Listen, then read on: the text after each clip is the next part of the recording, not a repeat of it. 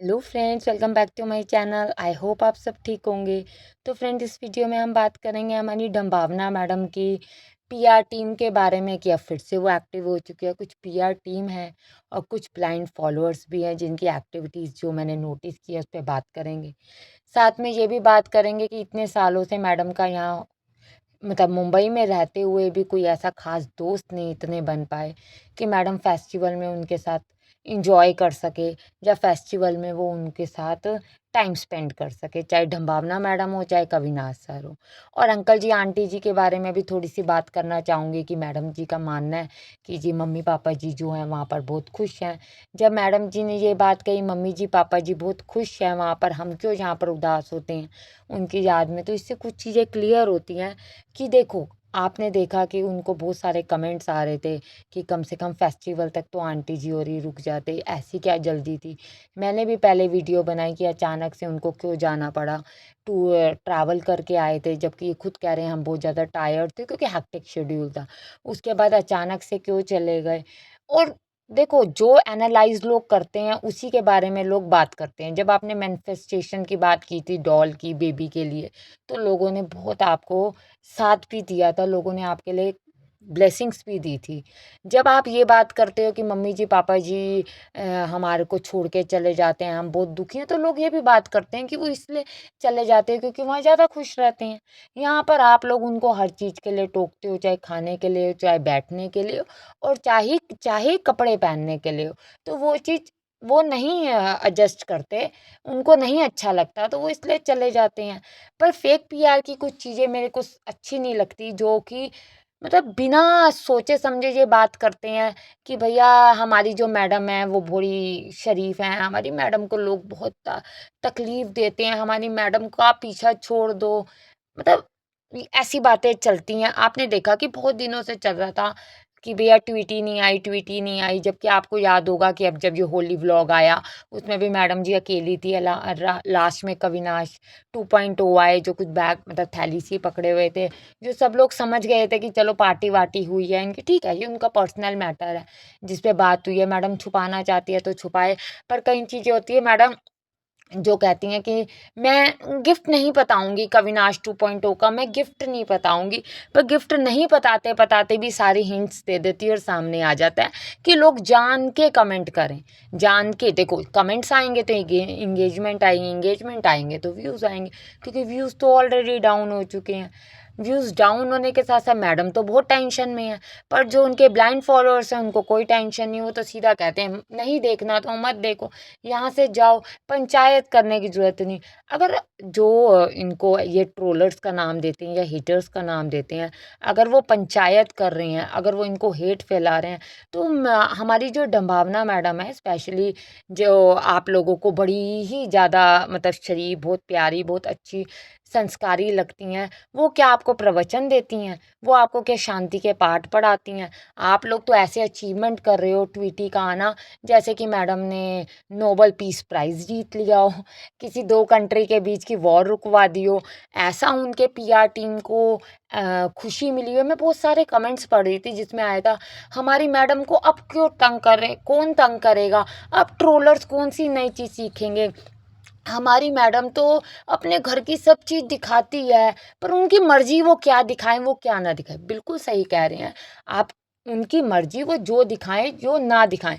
पर अगर आप किसी फ्रेंड को लगातार दिखा रहे हो, बैक टू बैक वो हर व्लॉग में आ रही है, उसके बाद वो अचानक से गायब हो जाए और एक दिन वो आए और उसके बाद मैडम उसको कहे कि तू फालतू बोल मत, मतलब उसको बोलने ही ना दे, वो अपने बारे में सफाई देना चाह रही है, पर वो बोलने ही ना दे, तो मैडम कहे तू इतना बोलती है, तू इतना इरिटेट करती है कि पापा तुझे थप्पड़ लगा देंगे। ये फ्रेंड के साथ मैडम का बिहेवियर है, एज अ सिस्टर बनाई हुई है, उसके साथ बिहेवियर है। और वो भी मैडम ने उसके बाद उसको एडिट नहीं किया, ठीक है, फ्लो में भी फ्रेंडशिप में निकल जाता होगा। आपको पता है इनकी फ्रेंडशिप भी वैसे भी जानते हो कितनी लाउड है। इनकी जो दिल्ली वाली फ्रेंड्स हैं जब वो मिलती हैं तो ये कितना उनके साथ शो ऑफ भी करती हैं, लाउड भी हो जाती हैं, मैंने ऐसे किया, मैं उनके लिए अचीवमेंट लगती है बंकिंग, और उनके लिए अचीवमेंट लगती है मैंने लड़ाई की तो लाउड हुई। तो ये मैडम को अचीवमेंट लगती है, तो मैडम फ्रेंड्स के साथ कई बार बात करती हैं। पर थोड़ा ट्वीटी का नेचर अलग है, वो थोड़ा रिस्पेक्टफुल रहती है, ठीक है। उसको इतनी चालाकी मुझे जहाँ तक लगता है नहीं आती जितनी ढंबावना मैडम कर लेती हैं। क्यों? क्योंकि उनको देखो, इतने सालों से वो व्लॉगर हैं, इतने सालों से उनका ये चैनल चल रहा है, तो उनको पता है कि कहाँ कैसे एंगेजमेंट आनी है। अब देखो कल ही क्यों ट्वीटी आई, जबकि लोग क्यों पूछ रहे थे, जब आपने गिफ्ट्स की बात की, जब आप गिफ्ट्स की बात कर रहे हो, आप कह रहे हो मैं कविनाश 2.0 के लिए लाई, मैं पुड़िया के लिए लाई, पुड़िया देख तेरे लिए ये लाई, ठीक है। मैडम अपनी मर्जी की लूज लूज शर्ट लाई, मैडम अपनी मर्जी की चीज़ें लाई, ठीक है, उसके लिए लेकर आई। लोग तब भी बड़ा कह रहे थे हाय हाउस हेल्पर के लिए कौन करता है। अरे अगर वो एक हाउस हेल्पर के 4 सामान लाकर लाखों व्यूज़ ले सकती है, लाखों कमा सकती है, तो थोड़ा सा ले भी आई तो कोई बड़ी चीज़ नहीं है। तो लोगों का, पर वही बात है ना, कहीं इमोशनली और कहीं सेंटिमेंट में और कुछ पीआर टीम की वजह से बहक जाते हैं कि भैया हमारी मैडम को महान दिखाना बहुत ज़रूरी है, कि हमारी ढंबावना मैडम जो है वो बहुत ज़्यादा महान है। देखो राहुल के लिए भी बातें चल रही थी कि भैया अब तो ये राहुल के पीछे पड़ जाएंगे, अब तो ट्रोलर्स राहुल के पीछे पड़ जाएंगे। कोई किसी के पीछे नहीं पड़ता। आप अगर अपने कंटेंट से किसी को अचानक से गायब कर दो, देखो मेरी कोई फ्रेंड हो, मैं उसके साथ लगातार रहती हूँ, डेली रह रही हूँ, घूम रही हूँ, फिर रही हूँ, अचानक से वो मेरी लाइफ से इनविजिबल हो जाए, तो लोग क्वेश्चन पूछेंगे ना, चाहे मेरी फैमिली हो जाए, जो मुझे जानता होगा वो पूछेगा। एज इट इज़ अगर उनकी लाइफ में आता था, वो एज अ कंटेंट यूज़ होता था, देवर है, लगातार घूमता था, खाते थे पीते थे, तो लोग तो बात करेंगे। पर इनका कहना ये है कि नहीं हमारी मैडम अपने हिसाब से चलेंगी, ठीक है, आपकी मैडम अपने हिसाब से चलेंगी, तो जो देख रहा है, जो बोल रहा है वो अपने हिसाब से चलेगा, ठीक है। मैडम के मतलब आप एक बात बताओ कि इतना अंधभक्ति, इतनी अंधभक्ति कि मैडम मैडम करके वो उनको संबोधित कर रहे हैं कि मैडम नहीं हो गई, 2 कंट्री के बीच में मैडम जी ने बहुत बड़ी चीज़ें कराई हैं, बहुत अचीवमेंट, इंडिया का बहुत बड़ा नाम कर दिया है, जो कि लोगों को लग रहा है। फिर एक चीज़ और वो कहती हैं कि भैया मम्मी जी पापा जी तो बड़े खुश हैं, तो देखो ऑब्वियस सी बात है वो वहाँ खुश होंगे, उनको वहाँ कोई टेंशन नहीं, वहाँ कोई प्रॉब्लम नहीं। खाना तो काम से तो आंटी जी को वैसे ही पसंद है करना, वो करती हैं।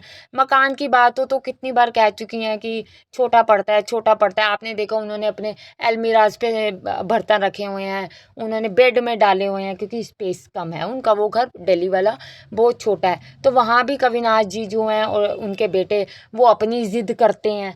अब देखो ट्वीटी के आने का परफेक्ट टाइमिंग ये था कि कविनाश उस दिन घर पर नहीं था, कविनाश था नहीं, तो मैडम जी क्या कंटेंट बनाती, और मैडम जी को ये भी दिखा कि बार बार ही आ रहा था कि ट्वीटी कहाँ है, ट्वीटी कहाँ है, तो मैडम ने कहा चलो भाई कमेंट का रिप्लाई नहीं दूंगी, जबकि ट्वीटी से भी लोग पूछे थे, उसने भी एक बात कही थी कि मैं थोड़े दिनों में जाऊंगी। ये सब अचानक प्लानिंग बनी।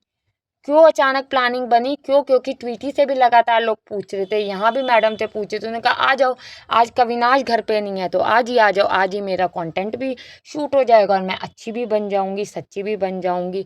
किसी ने ये थोड़ी कहा कि आपने ट्वीटी को गायब कर दिया या कुछ।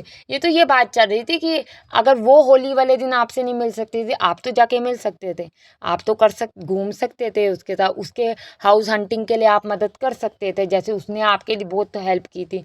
आपको याद होगा जब वो उसका मेकअप का सारा सेट करना था, तब भी मैडम ने कहा तुम ही करोगी, तुम ही करोगी, ने कहा हाँ दीदी मैं ही करूँगी। तो भाई उसने इनकी बहुत हेल्प की थी, इसीलिए लोग कह रहे थे। आपका क्या कहना है फ्रेंड्स? आप भी मुझे कमेंट्स के थ्रू बताएं, और अगर यहाँ तक वीडियो देखी है तो प्लीज़ चैनल को सब्सक्राइब करना ना भूलें। मैं 9:30 पे लाइव भी आती हूँ, आप लाइव ज्वाइन करके मुझसे बात करें। Thank you friends, thank you.